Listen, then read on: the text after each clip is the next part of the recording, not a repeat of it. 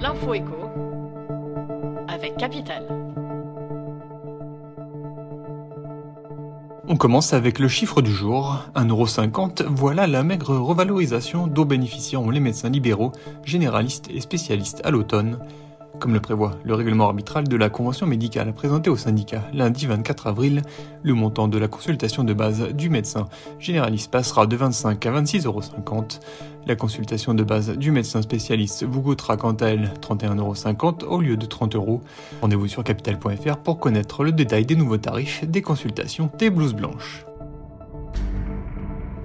On enchaîne avec l'exclu du jour. Dans le cadre des Jeux Olympiques de Paris 2024, des milliers d'embauches d'agents de sécurité sont prévues.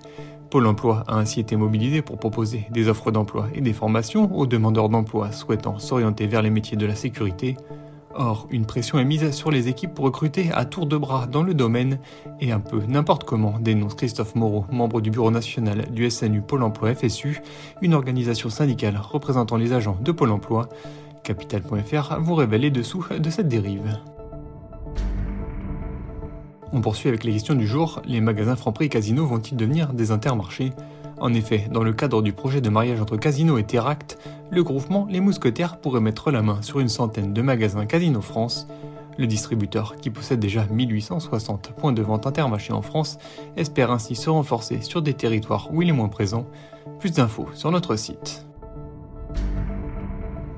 Et pour terminer, la citation du jour, une baisse des prix significative de l'immobilier est vitale, plaide Henri Buzicazo, président fondateur de l'Institut du Management des Services Immobiliers. Selon lui, le pays est à la croisée des chemins avec une baisse des volumes et des prix en situation d'accalmie. Notre chroniqueur immobilier s'interroge sur l'évolution du marché et sur ce qui est souhaitable. Il appelle à ce que la correction du prix des actifs résidentiels des ménages ne soit plus un tabou. Une tribune à retrouver sur capital.fr. C'était l'info éco avec Capital.